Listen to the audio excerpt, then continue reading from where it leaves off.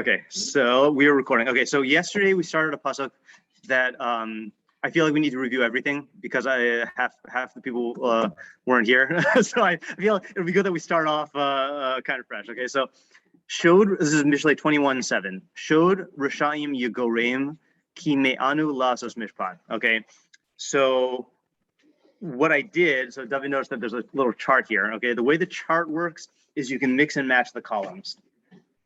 Okay, so let me explain. I can make it a little bit bigger. I'll show you. Okay, so yeah, it's cold, right? Yeah.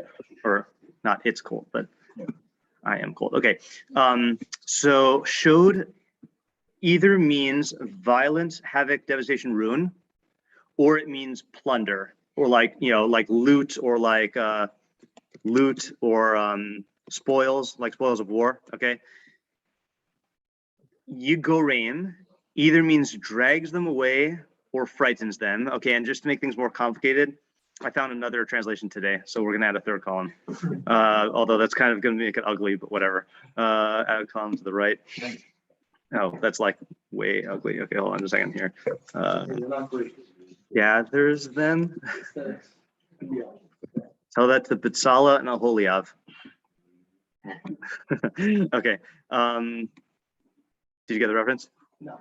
They were the ones who built the Mishkan. Oh. Yeah, and people like here. No, no, and the B'Tzalel. And the answer is that it's not that we don't care about beauty; it's that we hold that beauty should be harnessed for the correct purposes. Okay. Yeah.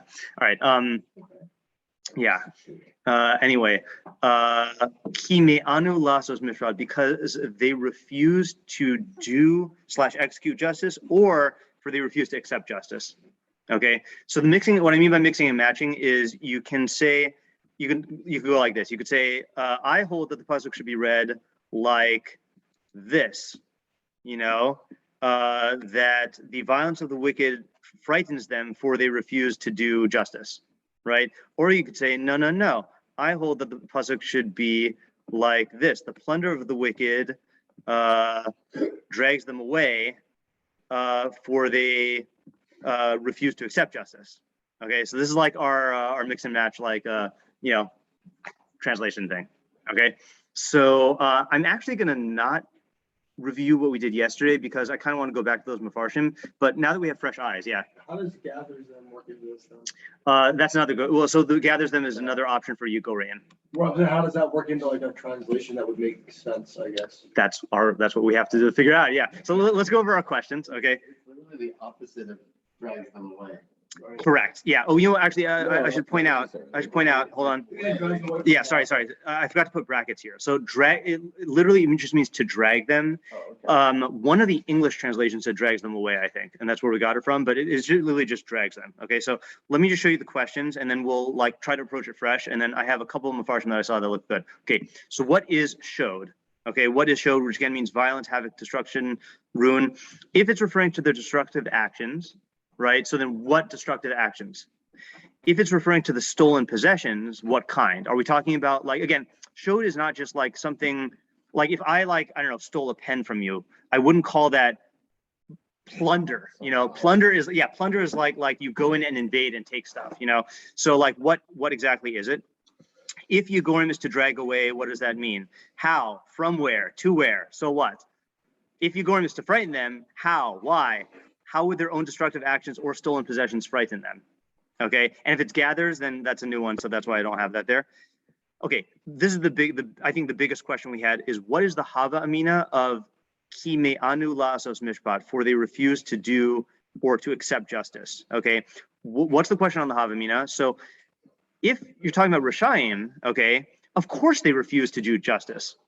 Like why is that that's what makes them Rashaim, So meaning, I spelled it out here. If me'anu lasos mishpat means that they refuse to execute justice, first of all, how are they in a position to execute justice in the first place? Right? Execute justice means to apply the law, So what does it mean that they refuse to do it? That refusal implies that they are in a position to do it. And if they're wicked, why would we expect them to execute justice? And if me'anu lasos mishpat means they refuse to accept justice, isn't that also obvious? Like the Russia is going to refuse to accept justice. And what does that even mean? Does it mean that you know, the judge pronounces a ruling and he just refuses to like pay up or whatever, you know, what does it mean? And then what is the key, right? Key is because, right? So what is the cause and effect relationship between the two halves? And then who's the audience of the pasuk? You know, presumably we're not talking to Rishaim, because Mishlei does not tend to address Rishaim because they never listen. So the presumption is either you're talking to someone who is prone to becoming a Rasha via a certain path, or we're talking to the would-be victims of the Rasha and warning them, you know, in some way. Yeah, David. There's a question on the number 4 with the question on how, you know. Yeah. I mean, if a Rasha is someone who's concerned about their gaining power and other like they themselves in their position, then I would think that actually is going to be someone who's very meticulous about executing justice against other people. Yeah. Like you see, like I'm very this meticulous about make themselves. That also help them look like a great person. Yeah. And that will help push them forward toward. Right. So that's a good point, right? So if you are a Rasha where our working definition of Rasha in Mishlei, which we really should ask this question, by the way. Hold on. What would you justice there or yeah. I don't know why we didn't ask that yesterday. So what do we mean by Rishaim in this context? And then what do we mean by Mishpat in this context? Oh, and by the way, we did actually answer this question yesterday. Mishpat, obviously we can modify the answer, but I quoted the Rambam in the Mor Nevuchim 353, who says Mishpat means the carrying out of a sentence or the carrying out of the law. So for example, if you steal something, then the judge, you know, has you pay it back or pay back, you know, double or whatever. Or like if you do something that's liable for the death penalty, then mishpat means like executing the person, you know, or awarding someone who like, you know, in a lawsuit their money, you know. So that is, so if you're gonna say lasos is to like implement justice, then that's the default assumption. It still is a good question though. Yeah, but what was your first question? Your first point was? I think that is showing our very meticulous. Oh yeah. So if you are, so our working definition of Rasha in Mishlei is someone who is basically trying to seize power in whatever system they're in. So let's say the system is a society. So the Rasha leader will try to basically like, you know, do whatever it takes to bring him to a position of power, you know. Or let's say you're in a family situation. So, and like, you know, a parent is being a Rasha, they will trample on the rights or on the needs of everyone else for their own power and glory, you know. So a Rasha is going to be very makpid, is going to be very strict with implementing justice in order to maintain his power. And like, look at people like Stalin, you know, like I mean, that extreme examples of like, yeah, right. That I don't think anyone's going to disagree that he's Rasha, and he was very, very, very insistent on punishing people who were even perceived as like not loyal to him, you know. So that's a good approach. Yeah. Again, we're approaching this fresh. We're not going to review what we did yesterday. So just let's get out all the ideas. We're just kind of skipping the dwelling on the questions phase and just going straight to the brainstorming. A Rasha is someone who will do whatever it takes to maintain power, and it's not just that. It is he goes about it in a systematic way with chachma. You know, with chachma in terms of the means, like. So the bad thing about it is twofold. The bad thing is that from a system-wide perspective, he's going to destroy the system. And why? Because systems can't sustain abuse. Systems are held together by the fact that everyone is like, I think the easiest example of this is an ecosystem, right? So let's say you have an ecosystem where in nature, every creature is getting what it needs and you know, contributing in some way to keep this balance. And like if exactly right, and so if one thing is a system can take a certain amount of abuse, but if you are depriving the needs of the constituents, it's going to throw everything out of balance, and then the system will crash. And the reason why Mishlei, so the reason why Tehillim cares about this is because it goes against God's will. The reason why Mishlei cares about it is the Rasha will destroy himself. You know, Rasha can only like abuse the system that he's a part of for so long before either his own needs are jeopardized or the entire thing collapses. Good example of this. Okay, this is the first example that comes to mind because it's a good mashal is Lion King. Okay, right. So what happened when Scar took over? Yeah, basically, yeah, it was a famine. And if you look at the thing is stuff stopped growing. Now, why is that? Because it was an ecosystem, and like if you overhunt the certain populations of animals that are part of the food chain, it's going to throw everything out of whack. And there's this great video, you can look at it online. There's different versions of it called the Wolves of Yellowstone. It's an amazing thing, right? So yeah. So they, I don't remember what year, somewhere in the early 1900s or mid 1900s, they hunted all the wolves in Yellowstone, and then at a certain point later on, they reintroduced them. And when they reintroduced them, literally everything started flourishing. Into the point where the geography of the park changed. It's like this amazing thing, and that's true in nature, and that's true in human society. It's just that it's harder to see in human society because the consequences are often take much longer to to accrue. Yeah, and they're larger, right? And also we are distorted about like our values. In nature it's easy to see when something's going wrong, but human society is not. Yeah. So how do we get to that? Oh, you said doesn't sound like a bad thing, right? So it is bad for the Russia himself. And again, look at Hitler is another example, right? Is like, trying to seize absolute power led to delusions of grandeur, which led to estimation of his capacities, which led to like his subordinates being afraid to tell him that like he was losing in certain areas, and then like the whole thing topples. David. On the pasuk. Yeah. So I'd read it as the plunder / loot / spoils of the wicked drags them away for they refuse to accept justice. Yeah. In that they can have they'll have like a certain plan they'll set out, and things will be like you can work along that plan. Yeah. And things will be like going, keep raising themselves up. And as things get better and better and better for them, once there's like one thing that will trip them along that's going to then drag them away because they can't accept the justice of they're not actually able to attain this fancy that they have getting all this power. So they're going to be like becoming great, and the more they get, the more they'll have, the harder it will be for them to accept not getting something. Okay, so I'm going to ask you two questions, and you could answer either one in either order.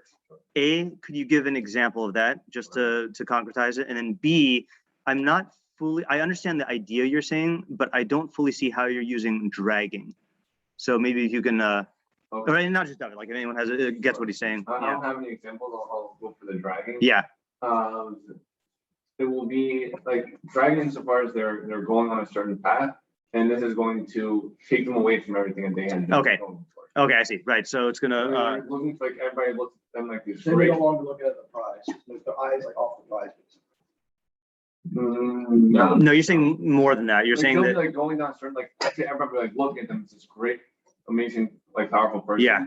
And then once they start acting away from that, that's when they drag them away from this great image everybody had, and all this power this guy was. right. Meaning they will prevent them from attaining it. Right. Yeah. Okay, I see what you're saying. Yeah. Sounds kind of similar to a couple of days ago. We were talking about the guy who's he's not just simply like messing with the scales or whatever. He's on a whole enterprise. A fraud or whatever, and that's what's bringing him to room. It was like a very right. So I'm glad you reminded me of that. We toyed with the possibility. I think the most random things come up from Bing. Like I typed in Mishlei 21.6 and then a Mickey Mouse mug comes up on the internet because obviously that's what I'm looking for. Maybe it's referring to Disney as one who works storehouses of falsehood. I don't know. We toyed with the possibility that Monday's pasuk connects to today's pasuk because both of them are talking about stealing and getting consequences. So we're going to have that in the background, like in case we want to come up with an idea that unifies both of them. So just to reread it, Monday's pasuk was Poa Atzaros Bilashon Shakir, one who works treasuries or storehouses with a tongue of falsehood. Hevel Nidaf Mavakshe Mavis, pummeled nothingness, seekers of death, which syntactically is weird, but that was Monday's pasuk. Yeah. So do we have an example of the thing you're talking about? Just to, I feel like this should be, okay, yeah. Cool. Let's. Stones like looked at like. Actually, Oh, yeah. I was in high school in St. Louis. Yeah. And the governor of Missouri was like, he was like on the road to become president. He was like golden boy of like St. Louis, and I found out that he had like a scandal with like his like secretary. Yeah. Blown away. No one. Okay, so that's definitely an example about how the image could be tarnished. But what we're looking for here is how. So that's like a personal scandal. Say again? Gang leaders, like they have to be every time that they go up. So I didn't put you on pause one second. I just want to explain where the that would be like a personal scandal where it tarnishes the moral reputation of the person. And which is like political standing as well. it did, right? But I'm saying that the particular thing there was people no longer regard him as respectable. I got the notion you're saying something different. And that's the thing itself. Yeah. Chasing, that's when Meaning, well, let me ask you a question. Is this a guy who was trying to have the image of someone who's not a Russia and then he's found out to be a Russia? Or are you saying that he's known to be like an ambitious power seeker and then he just goes too far and then like gets pulled down? Like, I wasn't even thinking this. I was thinking that whatever he is like establishing as a good, that itself is what's going to, right? Like the plunder and the loot of the spoils. Yeah. What he is chasing itself is what's going to take him down. yeah. So that's I think where you were going, right? Is the with gang leaders, like no one is under the impression that like the gang leader is a good guy, right? Like even the people who are in his gang know that they are involved in crime, right? So now going with your example that you were thinking. Yeah. Like, I mean, like there's people like, I don't know, like the most like Pablo Escobar, people like Yeah. that, like, he was even able to like have his own, instead of being extradited, he made an agreement where he created his own prison. Right. It was more of like a like hotel palace thing for himself. Right. And whatever. And he continued to run his activities from there, right? Yeah. Exactly. Like, so he just couldn't, it wasn't even really because he needed the money. I mean, he was so much money to bury it. Right. But it was like this kind of thing that he had to keep doing it. He was almost trapped in a system because once that, and actually once he was taken out, like the amount of chaos that fell into the country, like from the vacuum that he left. So even after him, it created an even bigger hole. But it was a pretty miserable life that he had at the very end of it. It just running like the way he ended up probably killing himself, really. But all of this to like maintain this system that like kind of forced them into this kind of slavery to it. Right. So it that destroyed his family. Like his family like went away from him. Yeah, that is a problem, by the way, that the which I think is a good candidate for, to me, either David's thing of drags him or frightens him. I mean, you're saying slave to him because it's like you know, it's like this. The problem with the Russia is the more successful he is, first of all, he can't do it alone, right? Like Hitler cannot. How much damage could he do if it was just him, right? So what happens is the more successful you are, the more you get a hierarchy built around you of people who have similar ambitions, which you always have to be worried about that they are going to try to overtake you. And that often happens that they, you know, so there's all these questions of loyalty. And then there's the more of an edifice you build up in terms of the, like the crime machine or whatever that you build, the more upkeep it takes to maintain. And it can enslave you and oppress you and intimidate you, you know, in terms of the frighten them thing, because you could just lose it all, or they could turn against you, or something like that. You know, yeah, Oren. Is it Mishpat righteousness? No, that's a tzedakah or tzedek. Okay. Yeah. The reverse.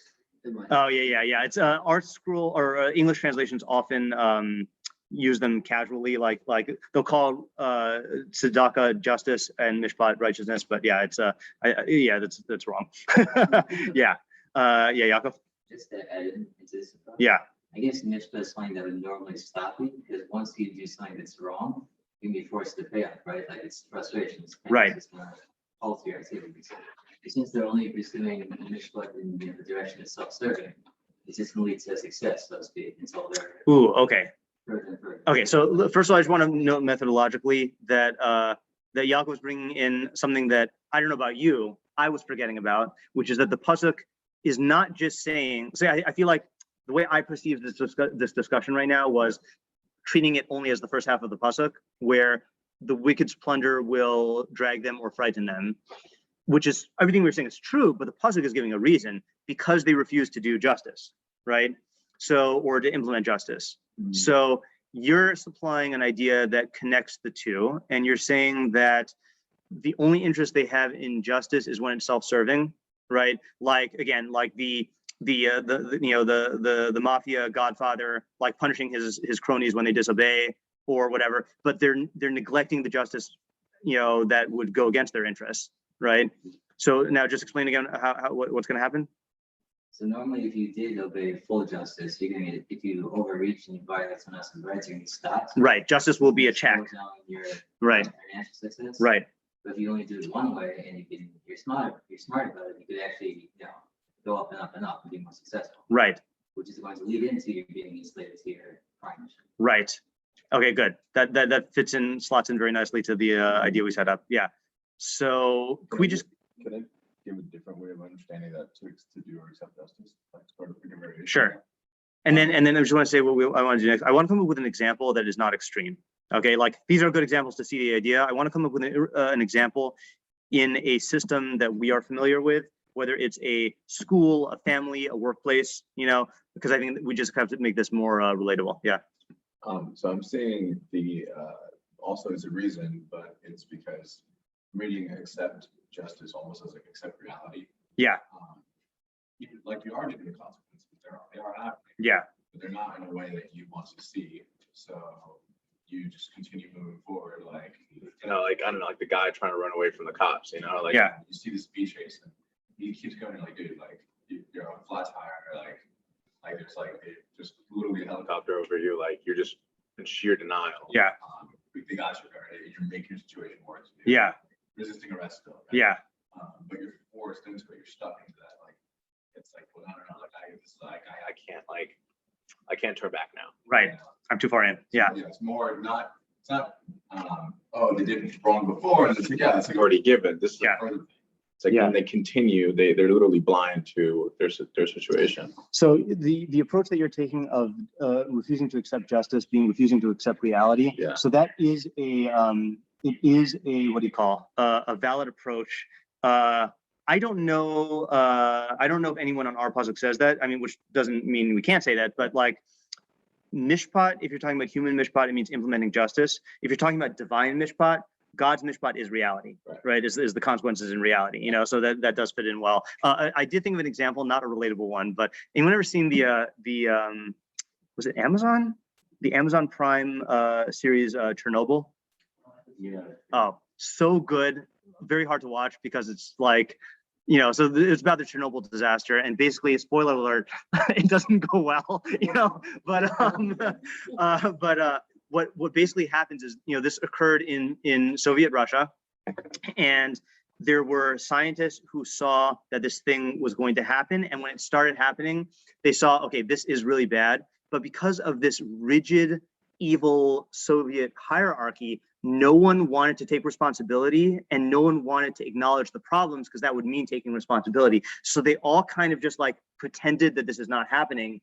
And that just allowed the problem to spiral out of control, you know, like they don't want to, I mean, it is similar to what you're saying, which is that you're only caring about justice, whether justice is like human justice or like divine, you know, consequences, you're only like paying attention to them when it's self-serving, you know, and when it's not self-serving, you just turn a blind eye, but that can only last for so long before the consequences catch up to you. Yeah. Okay. So I feel like that we have an approach, but it's like all over the place. Can we like rein it in? And I still do want to come up with a more localized example of something that could happen in our personal lives. What was it? Yeah, sure. For the example. Yeah. Yeah. Like school or work. And I was thinking about work. Yeah. Works with, I think, what we were saying before also, which is I guess I would say the violence or havoc or devastation of like, let's say, a boss. Yeah. When he's like riding his like employees, and like, you guys gotta, you know, this and that and the other. There's like not good benefits. Right. And especially, you know, like management tends to like, when somebody gets let go, then they don't hire a new person right away. Right. And it's like, okay, everybody else, I'm filling that gap. Yeah.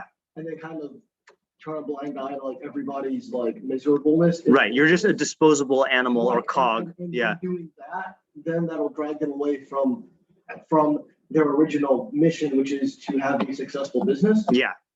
Because either they refuse, let's say because they refuse to do justice. Okay, so let's take that example and then tweak it to conform with the first half specifically, which is we're not just talking about a tyrannical boss. We're talking about a tyrannical boss that engages in violence. Oh, actually, I guess, yeah, it fits in with the violence one, not the plunder one. Yeah, right. So let's take that, right? So the tyrannical boss is just mercilessly abusive to his workers, whether he justifies it in terms of like getting them to work harder, or like I could just replace you, or like he's just a mean guy and his personality is being allowed to play out, you know. So that's the first Shod Rashayim. Are we going with the dragging away, or the? Because Meaning instead of dragging away from his success that he's seeking. Yeah. in trying to be successful, aka like, I guess vis-a-vis, trying to get them to work harder. Or Yeah. whatever, then he's losing on his original mission. Right. Right. So he's undermining his own success by abusing the workers in his place. And what's going to happen? So what is going to happen? And all right. So now Kimiano allows this mishpat. How is so for they refuse to do justice. Now, what is the justice? See, to me, that sounds more like righteousness. Like he refuses to care for the needs of his people. I mean, it could easily go into, you agreed to work, I don't know. This is good. Yeah. And now I'm putting more of a workload on you than I agreed on. Right. Maybe not only that righteous thing, but because you're going against a certain understanding, you're literally breaking a contract. Right. Okay. So let's actually. So okay, I don't want to dismiss the reading of the violence, but I think this works out better for loot or plunder, and this does happen, which is that let's say in a company, the boss will do things that will deprive the workers of what is rightfully theirs. Like let's say like he will be right, vacation days, or let's say like not paying overtime, or like right, benefits, something like that, or like changing, like a Lavan did, of like constantly changing the terms, so technically like you're doing something that is in line with the contract, but the other guy doesn't have the power over the contract, so that is going to undermine his company, because no one is going to want to, at the very least, no one is going to want to work for him and to do well. If Ariel Rahman were here, what he would say? He would say, like, I have this really good boss, and like we all want to help him achieve his vision, because we like respect him and trust him and know that it's going to be best for all of us, and so that he said that before, that's why I'm quoting him, and that's like the good half of the pasuk. That's what a tzaddik boss would do. Yeah. But the Russia boss thinks he's just like pushing hard for his own success, but he's really undermining the System as a whole. the system as a whole, which makes it possible for him to succeed. And people are not, so at the very least, people will not want to help him, and at the worst, they will actively sabotage him. Like you hear stories about this usually in like minimum wage paying sectors of like some like McDonald's workers who are fed up with their boss and like do horrible stuff to like sabotage the thing, hoping that like the manager gets the flack. Yeah, Oren? Okay, I think I have no idea. Sure. I think it's them. Yeah, hold on. Are we good for this idea? Yeah. For now, at least? Yeah. Yeah, you have a new idea, and then after that, I want to do Saadia Gaon, because I want at least one of the versions. Yes. Yeah. I think it's related. Go ahead. So I'm reading it as the plunder, the spoils of the wicked drags them away. Yeah. They refuse to accept justice. Okay. And so what I'm saying is that what it's the plunder, or the material wealth of the wicked is supposed to be like ill-gotten stuff. And so it drags them away, is that they slowly become more and more like covetous of their own stuff. Right. Basically. They get carried away, as we Right. said. And they become more and more like infatuated with it, I Yeah. guess, and involved with it. Because it's ill-gotten. And then so if there was justice, it would be taken away from them. Right. But because they don't want it to be taken away from them, they have to get more and more involved with it. Yeah. So like try to protect it more and more. Like a Right. dragon, with its horn, basically. good Hebrew English pun there, or English pun. Dragon. All right. Oh. Yeah. But did we say something like that yesterday with the that when you? So I think we said that as a possibility for it intimidates them. Yeah, I was gonna. Yeah. You want to say? Well, I feel like frightens and drags is almost working together. If you're Right. putting, little in parentheses away on frightens, it frightens them away as well from justice. It's the reason it drags them away is because they're trying to prevent Yeah. things happening that Oren's saying. Right. So they're not, I feel like they're very working. what we did say yesterday is that and this was a methodological point, which is that Mishlei will sometimes use deliberately ambiguous terms to encompass multiple meanings. So Yigorim, like if Shlomo just meant to frighten, there are much simpler terms to frighten. Yafchidein only means to frighten them. And if he wanted to say drag, he would say, Yam Shichem. So why is he using a word that means both? Because he wants to capture both meanings. Yeah. So what we said yesterday, which I think fits in with what you're saying here, is when you steal something and you now have stolen goods, So it is it creates this conflicted feeling where on the one hand, you got away with it and it makes you more ambitious to try to steal more. On the other hand, you know that as long as you have this in your possession, or even if you have it on your track record, like let's say you flip it and like get the money, you are now in danger of getting caught. So you're going to go further into it because you're going to try to get more, but the more you get, the more you're exposing yourself to danger, and the more the consequences are going to be when you get caught. So like the very loot, it drags you into getting more loot, but it also is a cause of frightening you because you never know when you're going to get caught, and it's hard to escape that spiral. Yeah, Ponzi scheme, exactly. Yeah. It's people feel bad for like the victims, and they should, but the person who is like at the top. I mean, again, we use Bernie Madoff as an example, right? Like things. If you asked him like a year before, he'd be like, "Yeah, things are going great," But like when it collapses, then it really collapses. Like it's kind of like a there. Yes, exactly. And that is all of Mishlei, is really showing you that the reason why you shouldn't do evil actions is because it's going to end up harming you, and also making you do more actions which also end up harming you. What is the pasuk that we say in the davening? It's like, why did Hold on a second. I knew I was forgetting something. Whenever I get here early, I forget to put in the plug in the microphone. I was wondering that. Yeah. Yep. All right. So, sorry. Go ahead. Pasuk and davening. Yeah, it's like why do the wicked bloom? Something like that. And it's Yeah. So that they can only so they could be brought to made to bloom fully or whatever. Yeah. They could be brought to justice or whatever. I forget the. Yeah, I know what you're thinking of. Yeah, there's a couple psukim in Tehillim that say that. But from our perspective, at first it seems like, whereas we almost were like, well, I don't get it. I do one little thing wrong and boom, I get a consequence. Right. Yeah, that's the rahmanis of it, is actually that he's keeping you from falling into the illusion that everything's okay. Yeah. He's letting those guys continue pursue this path. Right.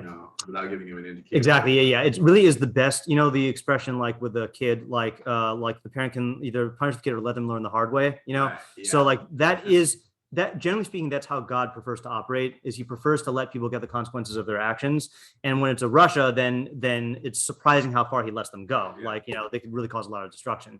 Okay. I just want to go through.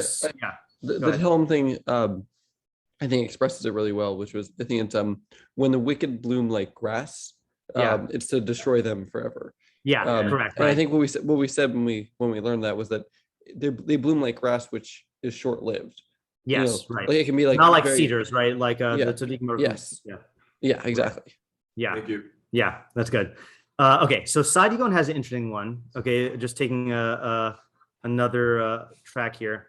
Okay, so we rarely do Saadia Gaon's commentary, and the reason why is not I have anything against it, but because his commentary is often just saying oh yeah, this is and then he quotes an incident from Tanakh in some obscure place in Shoftim or something like that I'm not familiar with. So he's expecting us to be fluent in all these examples, and I just I missed that part of my education. Okay, so he says like this: Asher lemishpat b'nei Adam. When you're dealing with human justice, im lo yikabel harasha masha pasak alav hashofet, if the Russia does not accept the judgment that is pronounced upon him by the judge, mischayev gam, he is also liable, shekasher hu neshach, when he himself is robbed, lo yishpot lo hashofet, then the judge will not judge him. Okay, ella yimna v'yomar lo, and rather the judge will say to him, O shetakabel es hamishpat lecha v'alecha, either you accept the judgment that is pronounced for you and upon you, o lo lecha kamo shelo alecha, or not the judgment for you or upon you. In other words, like this, right? So this is yeah, and that's how justice works, is it has to be uniform. You can't, so again, just to first of all describe the case, and then we'll come up with a real world scenario. If Yaakov's the judge and I'm the Russia, and I rob Chizkiyahu, right? And Chizkiyahu takes me to court, and then you say I have to pay Chizkiyahu back, and I say I will not do it. And then months later, someone robs me, and I go to the judge and I say you got to like punish this guy, So you'll say to me, well, you can't have it both ways. You can't want justice. It's exactly what you said, actually. You can't want justice when it serves you and then refuse to. You can't use the system and also contradict against it. Yeah. Benefit from it and then. Right. Exactly. And my favorite example of that, and I use this really for EO, is if you look at the traffic system, traffic lights. So there's green lights and red lights. Okay. And if you, and the green lights, obviously the good is obvious. And the red lights, sometimes you get caught at a red light and you're late. And sometimes the lateness has consequences, and that's annoying. But what would you say to a person who said, I want to be in the traffic system and I want all the benefits of having red lights, but none of the inconveniences? That would be impossible because it's a system and you're a particular in the system and you're subject to both parts of the system, So you can't do that in justice either, And I feel like this is a thing. Again, my go-to system, because I was in it for so long, it was high school, I wasn't in it repeating grades. I was teaching in high school, So we would often see, there were kids who would violate certain school rules or flout, right? Flout the rules, right? I always get mixed up flout and flaunt. Flaunt is to show off, right? And flout is to disregard, or is it the other way around? I thought they were both showing up. Okay, we'll figure it out later. You're right. I'm right that flaunt is to Flaunt show is off. to show off, and flout is to violate. Flagrantly violate. Yeah, right. Okay. Yeah. So there would be kids who would, let's say they would flout the rules, and then they would go to the principal for some other unrelated thing and demand why isn't the school enforcing such and such, when it suits them? And you're like, what are you doing? Yeah, exactly. You can't just say I want the rules when they benefit me and I want to disregard them when they don't benefit me, because that's what the other guys are saying. That's what they're using to justify violating the rules. Yeah. There is actually a flaunting aspect of flouting, because flouting is to openly do it. Yeah. Openly disregard. Yeah. Do it in a showy way to be. Right. Like a flautist, like a flute player. Right. Yes. Yeah. That's not related at all. Yeah. Yeah. Typically people who flout rules do it. Yeah, that's yes, exactly. Yeah. Okay, so then he says, Uvadine Hashem, and this is the part I don't know if I understand. So up until now, we're talking about in a human court. Uvadine Hashem, and with the laws of Hashem, showed Rishaim Yigorein. How did he translate showed Rishaim? Saadia Gaon translated showed Rishaim as Oshek. Yeah, the violence of the Rishaim will Yigoreim will, how did he translate? Will draw them or pull them. Midamim harashayim shehim shadadu zulasam. The Rishaim imagine that they are doing violence to other people. Okay. Uva emes, but in truth, zulasam hu sheshadadam. The other people are the ones who are doing violence to them. Okay. What does that mean? So he quotes Yeshayahu, but I'm not familiar with Yeshayahu Perek Chav Gimel. Okay. So he always quotes these things and expects us to know them. So, oops, I didn't mean to stop sharing altogether.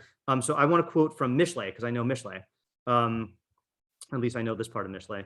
Mishlei Perek Aleph. This is a good example of this. Mishlei Perek Aleph. Yeah.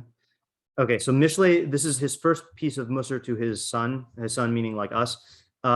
He says, Beni, my son, if sinners try to seduce you, do not join them. I'm just going to tell you what this is about ahead of time. He's really warning his son to not join a gang. Okay, like a gang of people who are robbing people. Im yomru, if they say, l'chaitanu, come with us, nerva ladam, we will hide in ambush for blood. Nitzpana lanaki chinam, we will hide out for an innocent person without cause. Nivlaim kish'ol chaim, we will swallow him up like the grave while he's still alive. Utmimim kyor de bor, and while he's intact, he'll go down to the pit.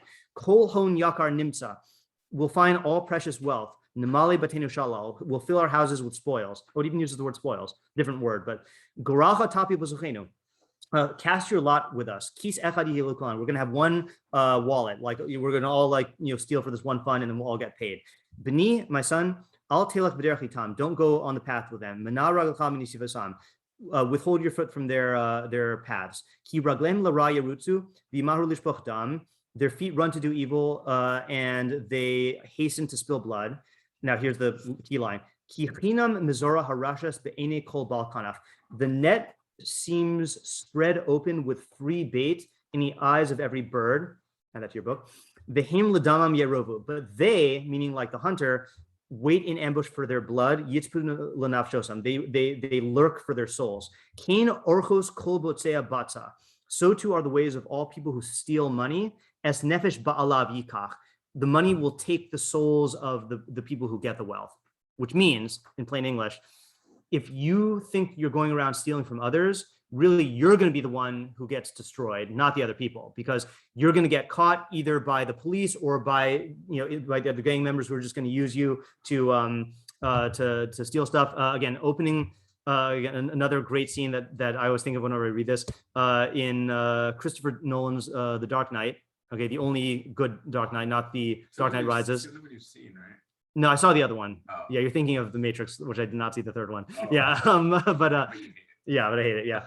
So in the opening scene of The Dark Knight, this is like the first 5 minutes of the movie. There's this bank heist, and they're all wearing masks, and basically like each guy who is like there's the guy who's in charge of like getting the hostages, and then there's the guy who's in charge of like opening the safe, and there's and each time the guy does his job, the guy standing behind him kills him, and because he was instructed to do that by the mastermind, and then it eventually dawns on each of the guys like, oh, wait a minute, like I was in charge of killing this guy, but like when I do my job, then someone's going to kill me, so that's how Rishayim operate, is like they will use you for their benefit, but then if they can make more profit, then they'll kill you, they'll throw you under the bus, and like they'll yes. Oh yeah. Maybe that was my association.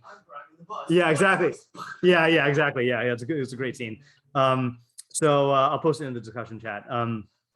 But anyway, so where do we, so that's what Saadia Gaon was saying when he says, they think that, hold on, the Rishayim think that they are destroying others, but really their destructive actions are leading to their own destruction, and so the joke's on them.